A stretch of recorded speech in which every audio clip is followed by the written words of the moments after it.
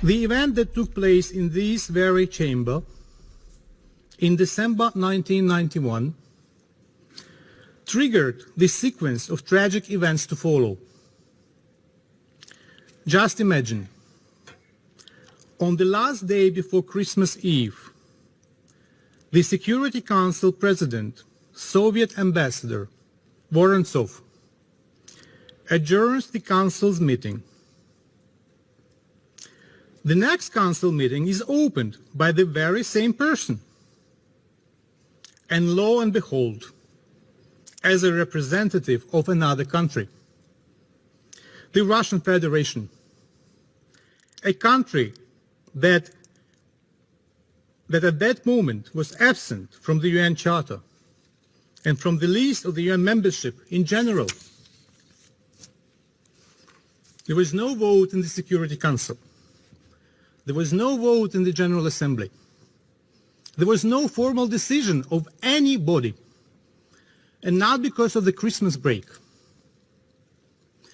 President Yeltsin just notified the United Nations of his decision, and someone accepted this decision for execution with no public debate or vote. Friends, good morning, and I'm a very lucky person. Yurii Lutsenko, you know me already. I'm a very lucky person because my guests, they need no introduction. Especially no introduction needs, this guest needs no introduction in the US for sure, because everybody knows who Yevgeny Vindman is. I'm actually very, very honored and very happy to greet you here in our Kyiv studio. For those of you who don't know, Yevgeny Vindman is a very, very prominent American military lawyer. Just retired, the Deputy Chief Counsel of the National Security Council of the US, and a very, very prominent figure. And obviously his twin brother Alexander is even better known. I would disagree with that, but that's fine. Again, we're talking about the topic that is the main subject of this series of podcasts. And we would like Eugene to talk about three things today. Number one is, to put it mildly, questionable membership of Russian Federation in the United Nations and obviously in the Security Council. Second, I would love to hear your opinion on what can be done about it. And thirdly, we'd like to talk about your very famous and brilliant article in Foreign Affairs in April on United Nations and the entire composition of the world security. So let's start from the first topic. And we basically, by now, our team, the Civic Hub, has discovered that there is really no legal foundations for Russian Federation to be in the UN, because the only two documents that are the so-called foundations are, from a point of view of UN Charter and other UN documents, these are two pieces of paper. One is so-called Alma-Ata Declaration, which was declarative and non-binding when former republics of the Soviet Union say that we don't mind that Russia inherits the seat. And again, Georgia never even signed it. Then President Kravchuk signed it, or Ukrainian president. But since Ukraine never officially joined the Commonwealth of Independent States, it's also questionable, to say the least. And the second document is Yeltsin's letter to Paris the Cuellar saying that, we used to be Soviet Union, now we're Russia. Obviously, procedurally and legally, nothing was done as it should have been done. There was no vote of the General Assembly since the Soviet Union was dissolved. So, what do you think? Is there a legal ground to question and to make Russia to correct this Sure. questionable situations, to put it mildly. Sure. So first of all, thank you for inviting me and for your generous introduction. It's great to be here in Kiev, city of my birth, and actually the third time I've been here since this summer. So since the new phase of the war started, and especially this weekend on the great victories in the east near Kharkiv. So this is a critically important topic. It's certainly a topic I've been thinking about since February, and others have been thinking about. I had a presentation with my brother, I think it was sometime in March, and one of the questions during the presentation in Washington, D.C. was an attorney that asked about the succession of Russia to the UN Security Council as a P5 member. And Alex is not a lawyer, so he turned the question over to me, and we had a brief discussion, but the question didn't delve that deep. It was a nice dinner, so not the appropriate opportunity, but it's come up several times. And the Ukrainian representative to the UN raised this, actually, if you recall, on the first night of the war. He said, show me the documents that says that Russia should be here. And really, this comes down to a very important topic, certainly from a legal perspective, and I take this very seriously, and many lawyers do as well, is that what is the legal basis for any sort of proceeding and standing? Why is that person or entity able to appear in whether it's a case or a hearing or anything like that? And Russia's standing is frankly questionable. As you said in your introduction, the Soviet Union dissolved. And so you're now into this area of international law about successor states. And so who is the true successor to the Soviet Union is the first legal question. And second, there's a procedure laid out in the UN documents, in the UN Charter, of how to recognize successor states, how to accede states to the United Nations. And this is not a normal accession, because there have been historic examples of Yugoslavia, states assessing from the former Yugoslavia, and Czechoslovakia, states that assessed from there.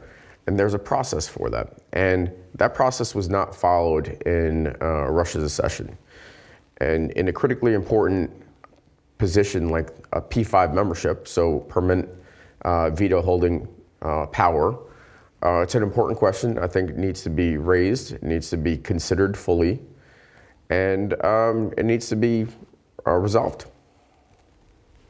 Because you see, you already brought up the cases, or these two cases are perfect, both Yugoslavia and Czechoslovakia.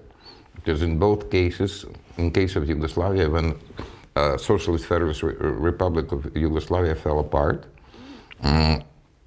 actually in '92, the then Yugoslavia, sort of new Yugoslavia, it doesn't exist anymore either.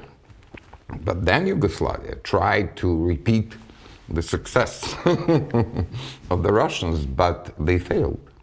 In fact, there is a special resolution number 777 saying, guys, you have to apply from scratch. And while in case of Czechoslovakia, obviously, nobody was trying to go through this back door, let's put it this way. They just simply, the country dissolved, both Czech Republic and Slovakia applied, and everything was fine. You see, we're getting a lot of resistance from many quarters saying, okay, so if we go this route, what's going to happen to, what's going to happen to all the decisions that were made by the Security Council and by the UN during this 31 period? And our argument is, again, very simple, because there's a marvelous precedent of 1971, replacement of Republic of China, Taiwan, with the People's Republic of China. Nobody ever questioned any decisions by the UN Security Council made from 1945 to 1971. And so what would be your reaction? I think it's a... Yeah, I think that's what we would say is a red herring. So that argument about what happens certainly to the decisions that occurred, I don't think that's a significant question. Those decisions really will proceed. All the other members that made the decisions are in place. So I don't think that's really an important question. Maybe the more important question is, how does this practically occur? Russia continues to be a nuclear power, a very much diminished military power, but still a nuclear power. Mm-hmm. And so there's a practical component there. But I think it's important that you separate that component from the legal question. Well, that's basically what I'm started from. Sure. That we're now, like in all of our efforts of our team, we're actually trying to separate the current Russian crimes, the current Russian aggression, everything from purely legal issue of questionable, to put it mildly again, without using stronger words, questionable presence of Russian Federation in the UN. Because as we discussed before, we have uncovered amazing documents. We have uncovered, for instance, the legal opinion of the Chief Legal Counsel of the United Nations of the time, Dr. Fleischhauer,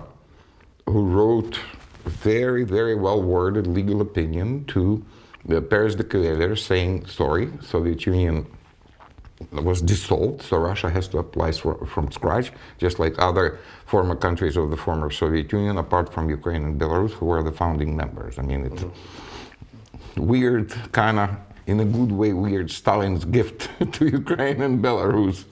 Because Stalin in 1945, when he introduced Ukrainian SSR and Belarusian SSR into the UN, he had his own purpose of having two more votes in the UN. Now it worked really for Ukraine. So it's now we're really, really insisting on going purely legalistic sort of way. We're questioning the very presence of Russian Federation in the UN. And that's the sort of the essence of it. So, as I said, this is a very important question, and you're steeped in the history of this much more than I am. I know my American history, U.S. history, fairly well. But this is, regardless, a critically important question. And my work in the White House as a deputy legal advisor on the National Security Council involved, in particular, questions related to the United Nations, international organizations in general. And so I'm very interested in the functioning of the United Nations, the purpose of the United Nations, which is to basically keep the peace.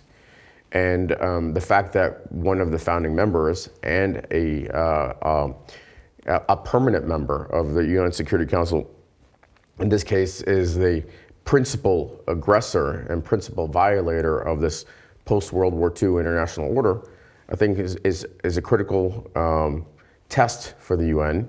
So whether Russia remains as a permanent member of the UN Security Council and whether it has to go through the normal accession process, I think is an important question that needs to be resolved. And it's become a critical issue of international law. Mm-hmm. Because our sort of next idea is how to resolve the situation, because we are discussing all sorts of avenues, from questioning Russia's presence on the Credential Committee at the next session, which I personally don't know, but it could be done too. But our understanding is that it will eventually has to go to ICJ. ICJ would have to issue a non-binding opinion, and then it can go to the General Assembly. Because we're mostly concerned, obviously, all of Europe, all of North America. I mean, the problem is those Putin verstehers and Russia verstehers in other parts of the world whose position can be, say, neutral or even sort of Russia-leaning. So do you think it's a right avenue to try to explore the option of going to ICJ? ICJ would obviously, as a legal body, the best, brightest minds of the UN would confirm that there is no, Russia's physical presence in the US has no legal standing. Well, I think... And in the UN, yeah. Sure. I think they would seriously look at it, and I think this formal step-by-step approach is an appropriate mechanism to raise questions with the Credential Committee. I mean, Russia has made itself an international pariah by violating the very basic principles of the UN. Enjoys some support and some neutral, abstentions, but there was an unprecedented vote in the General Assembly, actually earlier in the conflict, where there were 120, 130 plus members that voted to condemn. There was a significant number that abstained, but only a dozen or so that supported against. Supported Russia. And so Russia's clearly made itself an international pariah. These are valid questions that should be raised in the UN using appropriate mechanisms like Credentialing Committee and other mechanisms. A question for the ICJ, the International Court of Justice, and it's a question that must be resolved. I think the legal question should proceed in parallel to the policy question. I think who is the appropriate successor and what status Russia enjoys or what status Ukraine enjoys are questions that also must be resolved.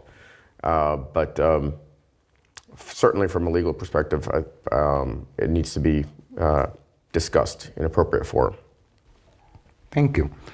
And finally, for this little podcast, let's talk about your article.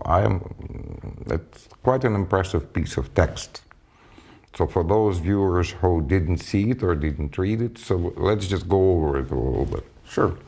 So I'm really quite proud of this article, and I actually got the idea from a book written by William Safire. Very thick book about quotes from history. And I happened to be reading the speech that Haile Selassie, the Emperor of Ethiopia, gave to the League of Nations. And I just thought to myself, I enjoy history, I study history. In college I did, I continue to read history. And I just thought to myself, the parallels between the League of Nations and how that system failed before World War II and leading to World War II, and where we are now with the UN, were remarkable. And there's a saying that those who don't know history are remarkable, are doomed to repeat it.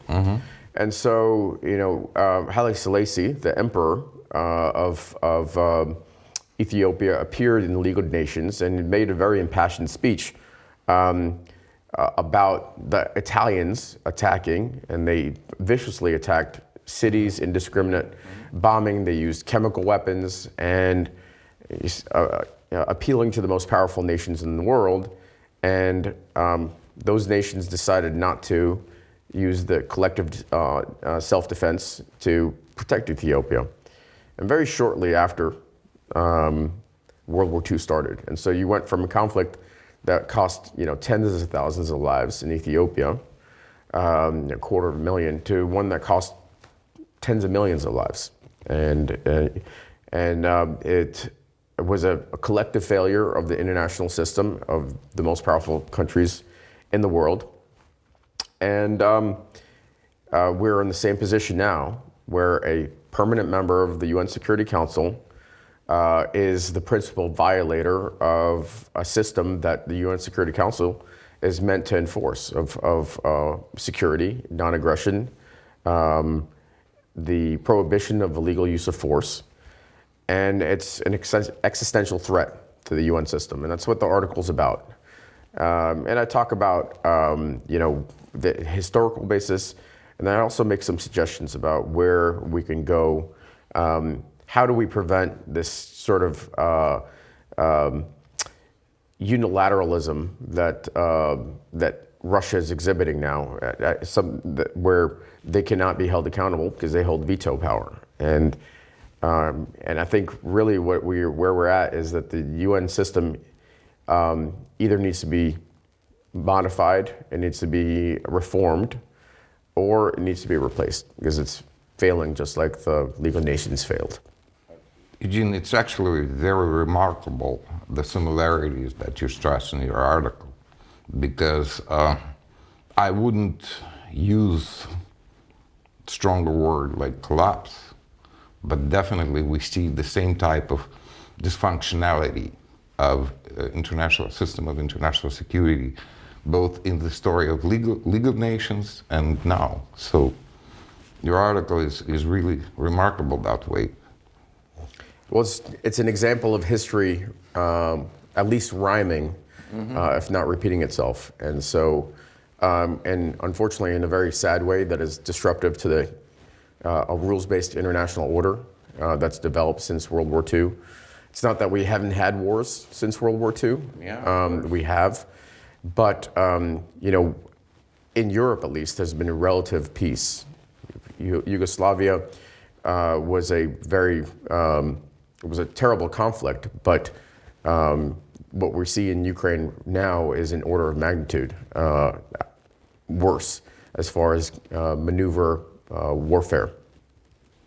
Plus, in Yugoslavia, it was sort of, the similarity, the similarity between Yugoslavia and Ukraine, very often people try to bring it up, but there is really no comparison. The only comparison is that it's typologically on a very, very high level. It's basically contractions of the collapse of the empire. But other than that, it's... Well, there's also similarities in the sense of war crimes. Oh, so yeah, in terms of atrocities, of course. Significant atrocities committed by Russian soldiers and the Russian military against what they claim is, their brotherly peoples. So not very brotherly behavior by the Russians. Yeah. Yep. No, that's really sad to see that after so many years, we have, this weird repetition of history where absolutely unprovoked aggression and nobody's hiding their purposes. They're openly saying, the Russians are openly saying that our objective is to wipe off Ukraine, Ukrainian culture, Ukrainian language off Earth. I don't think even during the Yugoslavian war, the sort of objections were indicated as clearly. We haven't seen this since World War II, since Hitler's attempt to eliminate European Jewry. Yeah, so clearly there's an attempt to, in some ways by the Russians, to rewrite history, to eliminate Ukraine as a sovereign country. And it is, the way they're fighting this war is barbaric. And really, the topics that we're talking about today is really about accountability. Russia is not, the international system can't hold Russia accountable because Russia has a membership in the UN Security Council as a veto member, a permanent member. And one of the few mechanisms to hold Russia accountable, whether they like it or not, is international criminal law. So they don't have to agree or submit to jurisdiction under international criminal law. And so that's one of the few mechanisms available to make sure that they will be held accountable. And thus, let's talk a little bit about your current mission, what you're doing now here, if... Sure. So I am part of what's called the Atrocity Crimes Advisory Group. It's a program of record, US, EU, and UK, to help the Ukrainian Prosecutor General prosecute war crimes. And we're seeing many examples of war crimes, from indiscriminate bombing to use of sexual violence on the battlefield, and it's the deaths, frankly, are going to be hard to calculate based on the scope. Certainly in the Russian-held areas, in the liberated areas, we can see in Bucha and Hostomel and Irpin what Russian occupation looks like. Now that the Ukrainian military is engaged in offensives and starting to liberate areas, I think we're going to have a better sense of what the Russian occupation looked like in those areas. Well, already the reports are coming. I mean, I've seen horrible pictures, and somebody wrote on Twitter that as Ukraine liberates its territories, we'll see thousands of more Buchas and Hostomels. And to your point about erasing Ukraine, is these displacements and deportations, the filtration camps, where millions of people have been transferred to Russia and places as far as Siberia, and hundreds of thousands of children. Yeah. So that's another horrible thing that simply unspeakable, you know. Absolutely. Yeah. Anyway, Eugene, thank you very much. It's been a very interesting and productive conversation, and I am truly grateful and honored to have you here. Thank you. Thank you so much.